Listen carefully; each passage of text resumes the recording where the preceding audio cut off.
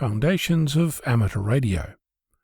One of the regular topics of conversation in amateur radio, especially for those new to the community, is where to start.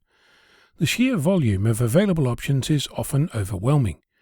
If you've never encountered the complexity associated with this amazing hobby, the experience can be disheartening and even demoralising.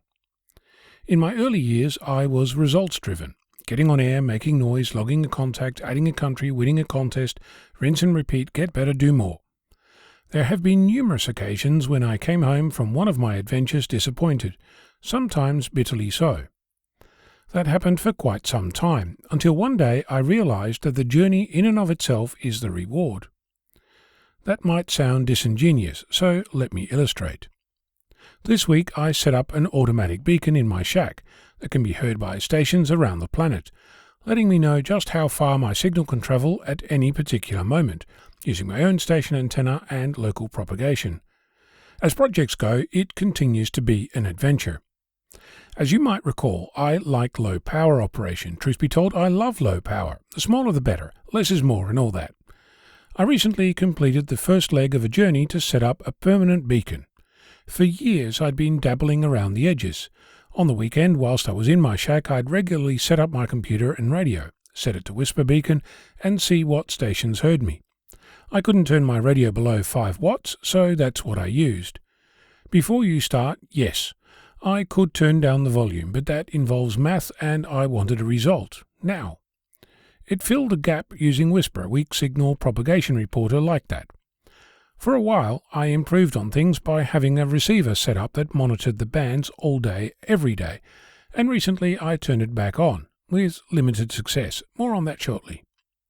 What I really wanted was to see where my signal was going, not what I could hear. I received a few emails suggesting that a Zactec Whisper desktop transmitter built and sold by Harry, Sierra Mike 7 Papa November Victor, would be just the ticket. It's a little metal box with USB and SMA connectors.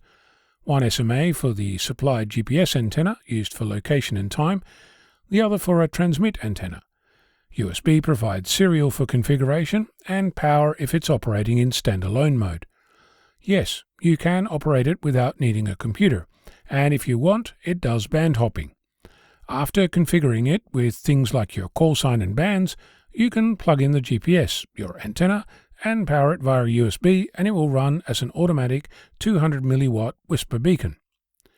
That device in turn prompted a journey to discover a more appropriate antenna, since my current station antenna uses an automatic tuner that won't get triggered by this tiny transmitter.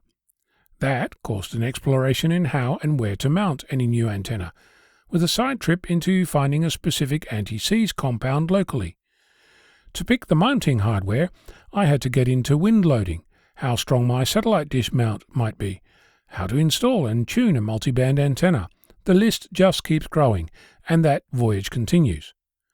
I'm tracking the requirements with a project-specific checklist, just to make sure that I don't miss any steps, and have a place to document new discoveries when they invariably hit me in the face. So far, so good.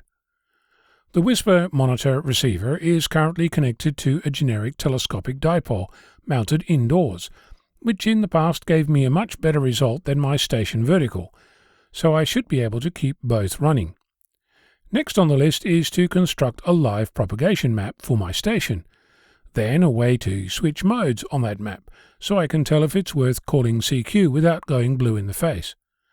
I'm also working on a Whisper transmitter for 2 meters and 70 centimeters, because they are underserved in my neck of the woods. The takeaway from all this is that whilst there are many steps, and truth be told that list is growing as I learn, each step is tiny and doable. The only thing that separates me from someone who doesn't know where to start is this. I started. You can too. Anywhere. Doesn't matter. Pick anything that tickles your fancy. Start digging. It's a hobby, not a profession. Whatever floats your boat, whatever makes you excited, whatever you're interested in, pick it and do something. Anything. That's how you get anywhere in amateur radio, and open source, and life, for that matter. Just start. I'm Ono, Victor Kilo 6, Foxtrot Lima, Alpha Bravo.